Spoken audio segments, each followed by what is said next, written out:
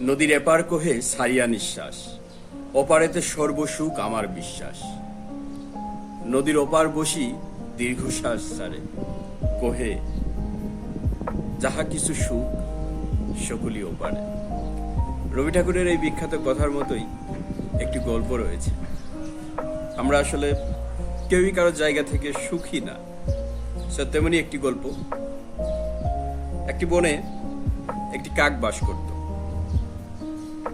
কাক সুখেই ছিল, কিন্তু হঠাৎ একদিন সে রাজহাঁসকে দেখতে পেল।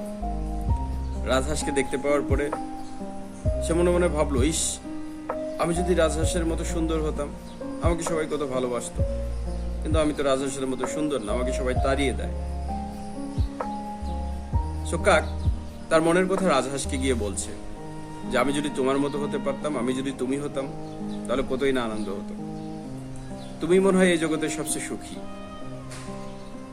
রাজহাঁস কাকের কথা শুনে বলতেছে, আমিও তাই মনে করতাম যতক্ষণ না আমি টিয়া পাখিকে দেখলাম। কত সুন্দর, দুইটি রঙের আবৃত, কত সুন্দর পাখি। আমার মনে হয় আমি যদি টিয়া পাখি হতাম, তাহলেই আমি জগতের সবচেয়ে সুখী হতাম। কাক এই কথা শোনার পরে টিয়া পাখির কাছে গিয়েছে। টিয়া পাখির কাছে যাওয়ার পরে টিয়া পাখি বলছে, আমিও তাই মনে করতাম আমি হয়তো এই জগতের সবচেয়ে সুখী, কিন্তু যতক্ষণ না আমি ময়ূরকে দেখলাম। ময়ূর কত সুন্দর দেখতে, মানুষ তাকে কত ভালোবাসে, দেখার জন্য ছুটে যায়। সো কাক এ কথা শোনার পরে ভাবলো, না, তাহলে তো টিয়া পাখির থেকে সুখী পাখি ময়ূর, আমি ময়ূরের কাছে গিয়ে শুনি।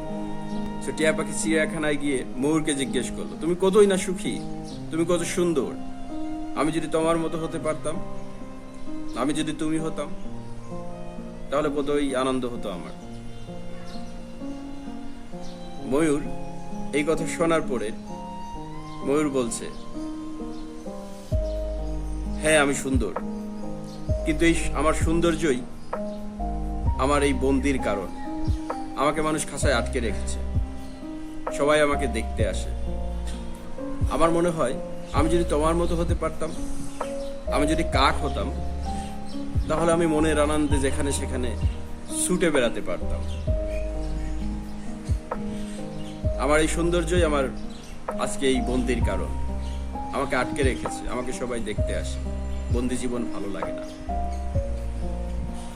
সে বিষয়টা এরকম বাস্তবিক অর্থেই আমরা আমাদের জীবনে সবাই সবার জায়গা থেকে কেউই সুখী না।